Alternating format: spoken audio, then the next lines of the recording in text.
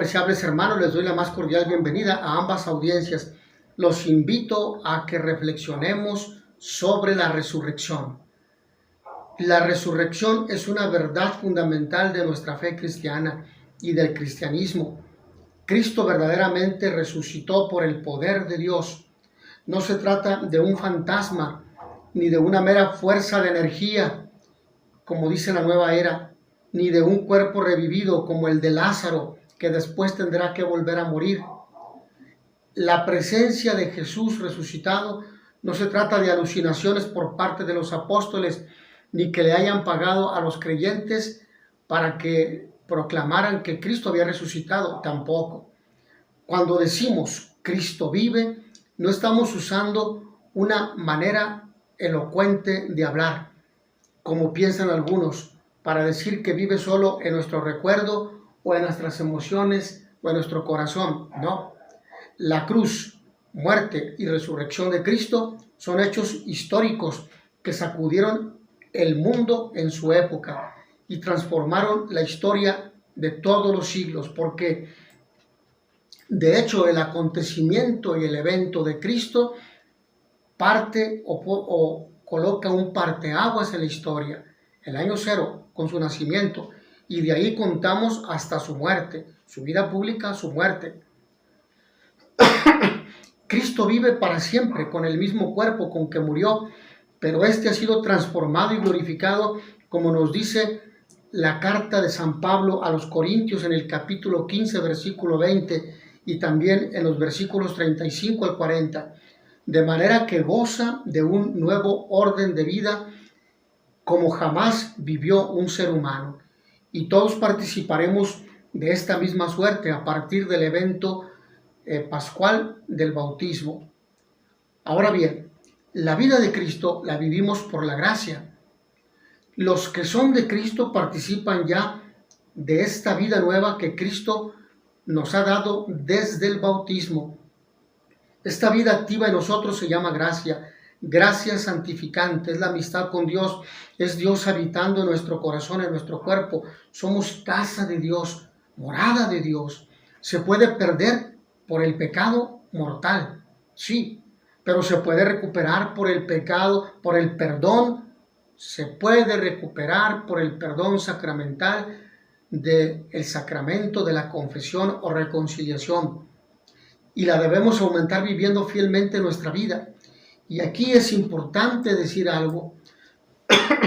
No se recupera solo por el arrepentimiento, que es el primer paso, el arrepentirse del pecado, para poder acercarse, para poder preparar la confesión y poderse acercar al sacramento de la confesión, donde se confiesan los pecados verbalmente, al sacerdote que actúa en persona Christi. No basta que yo diga, Señor, perdóname, para que mis pecados queden perdonados, sino que es necesario porque ha sido un sacramento que ha sido instituido por Jesucristo nuestro Señor, cuya imagen del buen pastor tengo aquí a mi lado izquierdo, está aquí, y por eso estoy volteando hacia este lado. Entonces, el Señor ha instituido este sacramento, ¿sí? A quien perdonen sus pecados, les quedarán perdonados, y a quienes no se los perdonen, les quedarán sin perdonar. Y lo que quede atado en la tierra, queda atado en el cielo, y lo que quede desatado en la tierra, queda desatado en el cielo. La gracia que nos da el sacramento nos fortalece para nuestra vida cristiana. La gracia nos da fortaleza, esperanza y la capacidad de un amor sobrenatural porque nos viene de Dios. Nos hace capaces de comprender el sentido profundo de la vida y las luchas porque nos comunica la perspectiva de Dios. El cristiano, movido por el Espíritu Santo, vive en gracia de Dios, preparándose para la continuación de su vida eterna después de la muerte. Con la muerte se fija todo y ya después de la muerte ya no hay proceso de conversión y arrepentimiento. Todo como ha quedado antes de la muerte, así quedará fijado en la siguiente etapa, en la vida trascendente.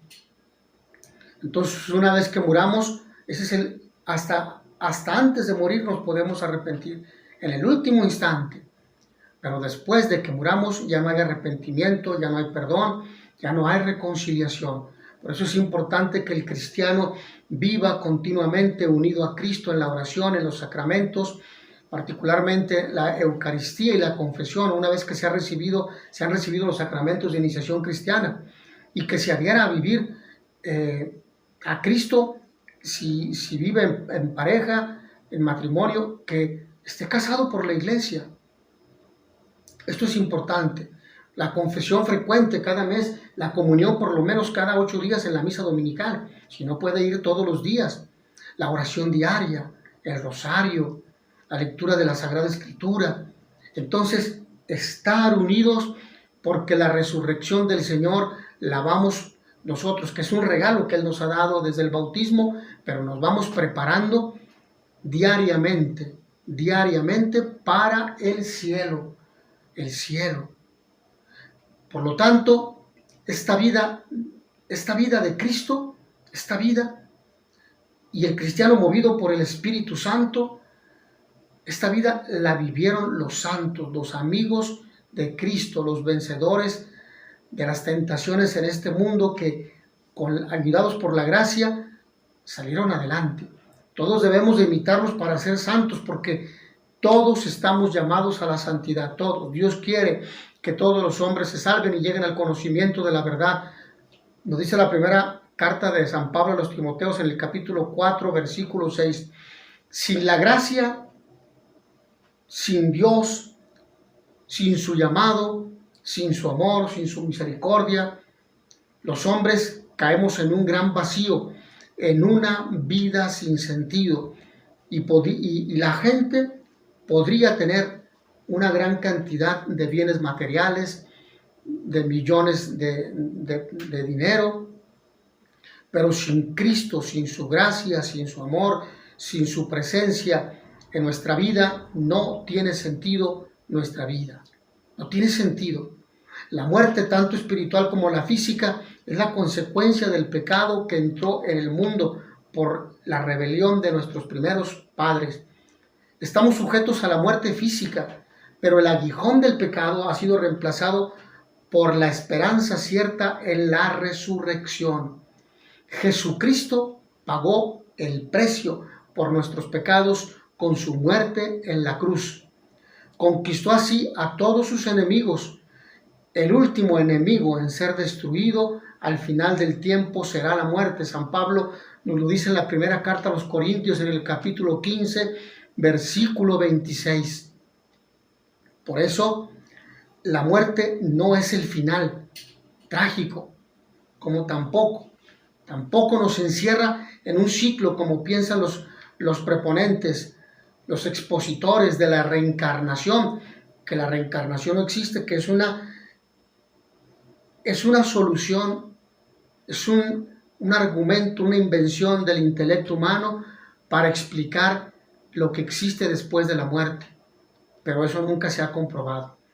Vivimos y morimos una sola vez, no morimos y reencarnamos en otro cuerpo, incluso en otra época, o en el cuerpo de un animal, no, y luego volvemos a vivir, y luego volvemos a morir, y vamos en un ciclo de reencarnaciones constantes, ¿no? Vivimos y morimos una sola vez. Durante esta vida mortal, por eso debemos decidir, durante esta vida mortal, decidimos nuestra eternidad. Por eso es importante el sentido ético y moral de nuestros pensamientos y actos, cómo vivimos nuestra vida en relación con los demás. Recibimos la gracia y la misericordia de Dios, que nos abre las puertas del cielo. Al final del tiempo se establecerá plenamente el reino del Señor. Todos resucitaremos, esto es un hecho, todos resucitaremos. Cristo resucitado es el primer fruto. San Pablo, primera carta, capítulo 15, versículo 20. Cristo resucitado es el primer fruto de la nueva creación. Con su cruz, Él ha abierto las puertas para que nuestros cuerpos también resuciten. Por eso los cristianos no solo creemos en la resurrección de Jesús, sino también en la resurrección de la carne, como profesamos en el credo de los apóstoles. Esto quiere decir en la resurrección de todos los hombres. Sobre esto escribe San Pablo: porque habiendo venido por un hombre la muerte, también por un hombre viene la resurrección de los muertos. Pues del mismo modo que en Adán mueren todos, así también todos revivirán en Cristo. San Pablo en la primera carta a los Corintios, en el capítulo 15, versículos 21 al 22. Y más adelante, en un instante, en un pestañear de ojos, al toque de la trompeta final, pues sonará la trompeta, los muertos resucitarán incorruptibles y nosotros seremos transformados. San Pablo en la primera carta a los Corintios, en el capítulo 15, versículo 52.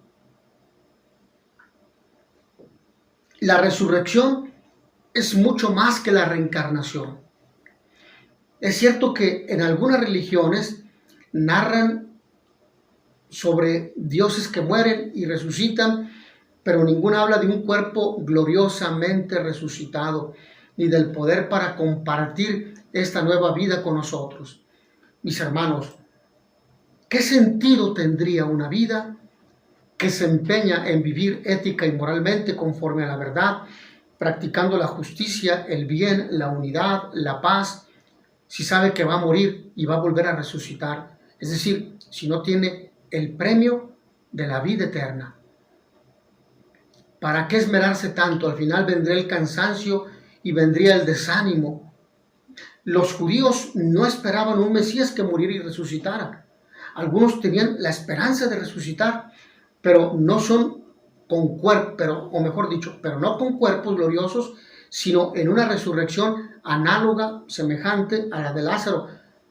Así como también lo escuchamos, por ejemplo, en el Antiguo Testamento, en Isaías en el capítulo 26, versículo 19, en el profeta Ezequiel capítulo 37, versículo 10, y en Daniel capítulo 12, versículo 12. Versículo 2.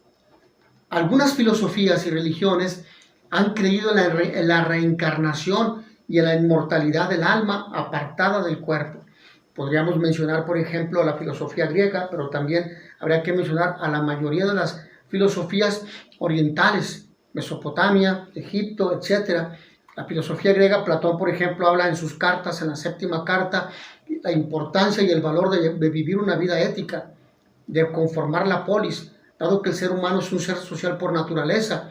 Y Aristóteles también recordará este parangón con su maestro Platón. Aristóteles en la Ética Nicómaco, Platón en el diálogo de la República, hablarán de la importancia de practicar el bien, de vivir en la verdad, la justicia, la unidad, de lo bueno y lo bello.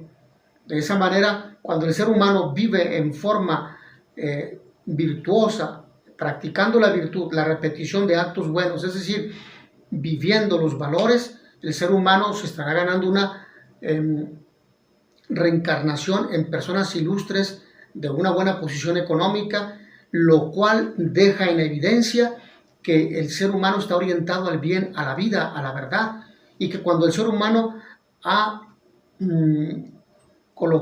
ha construido estos argumentos filosóficos buscando explicar qué sucede después de la muerte, pone en evidencia que el hombre no ha sido creado para la muerte, sino para la vida.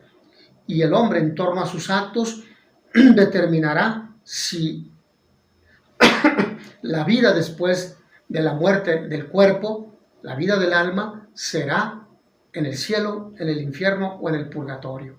Pero habrá que entender que el purgatorio es un estado transitorio donde solamente va a purificar aquella parte que le tocó, que no logró desarrollar, que no logró santificar, ¿sí? Entonces es transitoria. En cambio, cielo permanente, infierno permanente. El cielo expresa el amor y la bondad de Dios, el infierno expresa la justicia de Dios y el purgatorio expresa la misericordia de Dios para con todos nosotros. Pero la fe en la resurrección solo se encuentra entre los cristianos. ¿Cómo será el cuerpo resucitado? Nadie en este mundo puede comprenderlo, nadie podemos comprenderlo del todo, pero sí sabemos que será como el cuerpo resucitado de Cristo. La Sagrada Escritura tenemos estos argumentos, similar en algunos aspectos a nuestros cuerpos en su forma actual, pero para los redimidos un cuerpo transformado y glorificado. Jesucristo resucitado ya no muere, ya no sufre las limitaciones del cuerpo mortal, ya no se enferma, ya no siente hambre, ya no siente sueño. Las paredes y las puertas cerradas ya no son un obstáculo para él, logra penetrar porque no tiene un cuerpo material como el que tenemos nosotros, que experimenta todavía los sentidos, lo frío, lo caliente, lo salado, lo dulce, etcétera, etcétera. Queridos hermanos, que la proclamación de la resurrección de Cristo fortalezca nuestra fe, esperanza y caridad. Y que las palabras del apóstol San Juan en su primera carta, en el capítulo 3, versículo 2, donde dice: queridos, ahora somos hijos de Dios y aún no se ha manifestado lo que seremos. Sabemos que cuando se manifieste, seremos semejantes a Él, porque lo veremos tal cual es. Que a todos ustedes el Señor los bendiga y les dé la paz.